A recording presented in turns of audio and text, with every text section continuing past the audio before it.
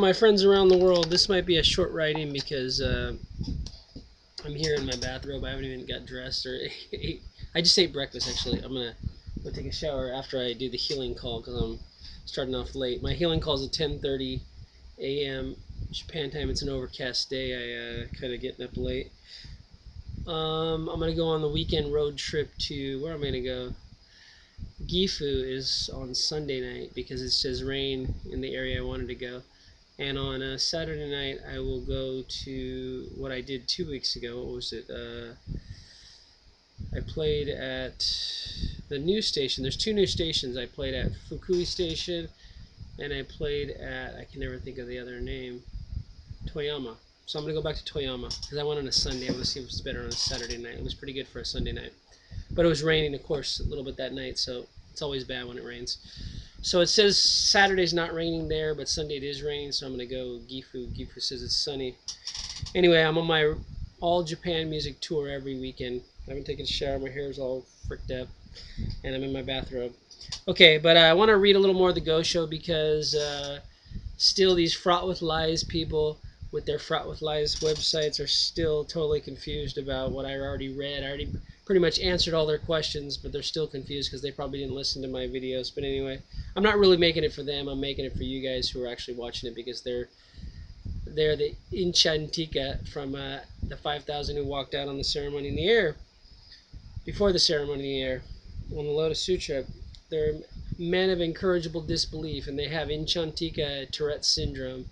Okay, so here goes, for not for them, but for you guys who are enlightened, who claim, own, and acknowledge that you are Buddhist from time without beginning, that the supernatural powers of the Thus Come One is the eternally endowed state of your true existence. Okay, this one also. So you got to read Gosho's around the time when Nichiren Daishonin said, I finally completed my mission, which was about 1278 or so. It wasn't a scroll. He said no, was nothing about a scroll, but this one is talking about the object of devotion. So this might give us some clues to what is the object of devotion, because it's not a scroll. It's you. You as the timeless being that you truly be. Okay, so I'm just going to read a little because I have a half hour into my call. So this will be a comeback. I redesigned my room. You can tell a little bit different. And I still redoing it. My wife and daughter's away for 2 months in Hawaii for my daughter's Hanahao Ori, which is a really top level preschool, pre-kindergarten, the top of the tops. All the people who went to Punahou, which is where Obama went, a lot of them graduated. They donated to create a case school right next to them, a pre-case, really good school. So I hope my daughter goes not only to summer school there, but if we move there, we're gonna go there. Who knows? I'm moving where the universe will let me move. Will allow me to move to further my my international music tour of consciousness. Okay, let's see. Question. This is called 302, whatever that means. Number 302 of Gosho. It says one of the 10 major writings.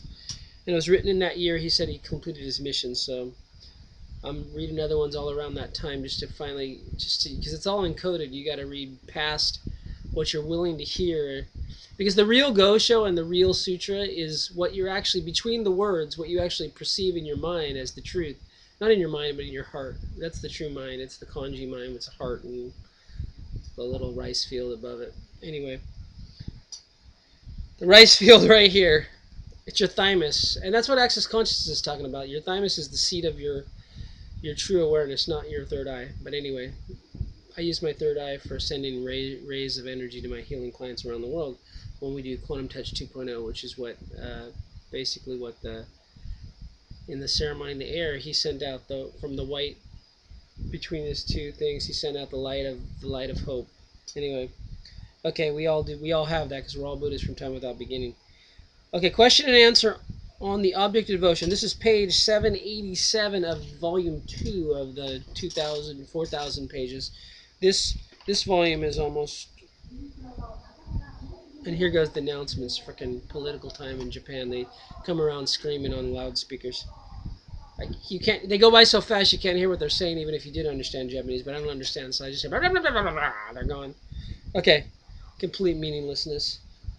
I'm gonna turn off this fan because it's kind of loud. It's kind of getting cold. I haven't used the air conditioning yet this whole summer, which is nice because it's June 30th already. It's almost July. Oh, it's not yet summer, huh? Officially. Anyway, I don't believe in that stuff. When summer starts, time's an illusion. Okay, the only thing is the now, right now, because we're in the ceremony in the air and it has not yet dispersed. Okay, question: is the evil world of the latter age what should? Oh, in the evil world. Sorry, question: in the evil world of the latter age, what should ordinary men and women take as their object of devotion? As if you need to devote yourself to something besides living to the fullest. But anyway, people are confused about you got to have something to devote yourself to. Okay, so he has to talk to the level of the listener's understanding because they're pretty much sleepwalking humans, not humanoids like I am. Anyway, answer. They should make the daimoku of the Lotus Sutra their object of devotion. Daimoku, the big, the big name. That's what moku means, name. The big name. Big time.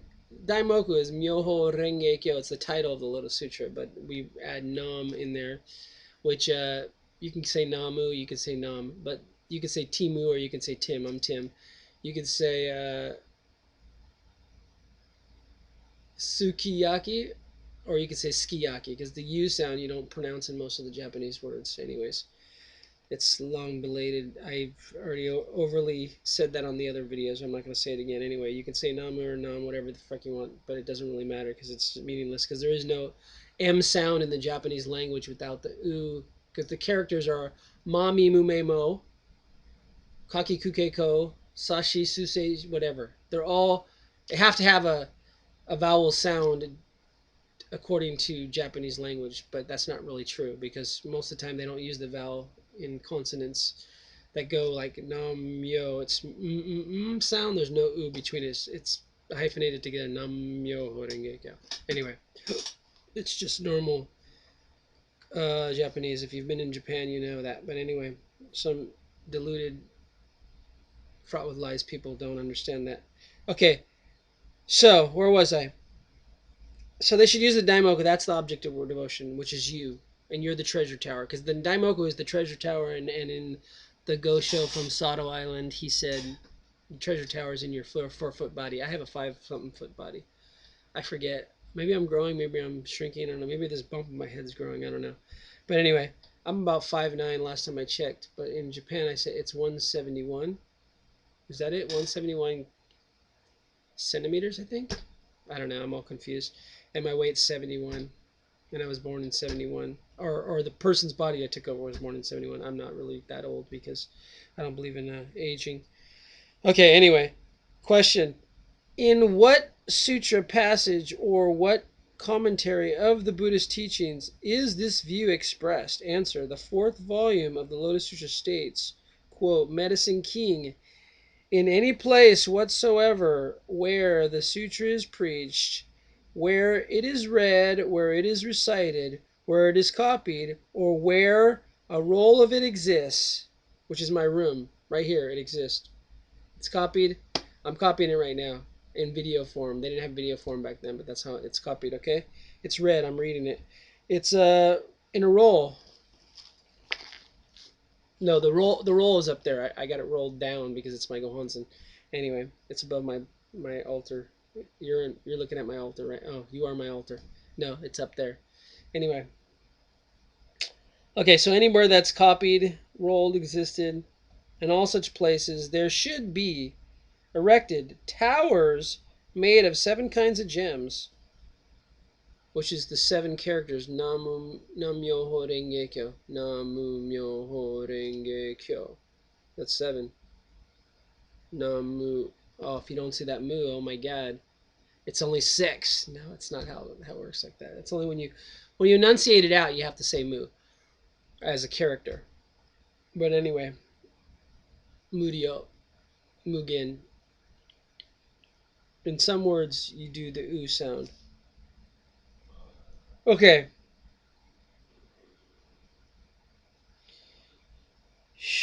Where were we? Okay. In all such places there should be erected towers made of 7 kinds of gems, and they should be made very high and broad and well adorned. This is why they made pagodas all over the world, because they took this all literally, not knowing what the real treasure tower was. You are the treasure tower. They thought it was like, you got to make this thing or something like that. Anyway, there is no need to enshrine the relics of the Buddha there. Why? Because in such towers, the entire body of the Thus Come One is already present. The Thus Come One and the supernatural powers of the Thus Come One are you. You've thus come from the ignorance into the world of actual existence, of actual awareness, which you are an infinite being from time without beginning, which is the Buddha from time without beginning. Okay, so it's already there. If you have the 7 towers, which is you, it's your life, and you are No-Myoho Renge-Kyo, and you are the treasure tower, which Gosho says from Sato Island, then it's already there. You don't need relics of the Buddha. You are the Buddha. Okay, the quote, nature of the Thus Come One chapter in the 4th volume of the Nirvana Sutra states, quote, and I say this, Kashapa, Mahakashapa, some places say, Kashapa is the shorter version. Oh no, there's Kashapa and Mahakashapa. Anyway, what the Buddha take, what the Buddhas take as their teaching is the law. The law is consciousness or awareness. Therefore, the Thus Come Ones honor, respect, and make offering to it. Since the law is eternally and abiding. How many times does he have to say time without beginning? Eternally abiding is time without beginning. People say, oh, he never said time without beginning. He only said it about 50 billion times if you read all the fucking 700 or how many pages. Anyway, this one is 1,000 something. The other one's 1,000 something. About 3,000 pages of what is actually published of his millions of pages of writings, which I'm sure they couldn't find them all because some people he sent them to might have burned them or thrown them away because they were afraid of getting executed, like he was almost going to get executed anyway. Okay. It's eternally abiding.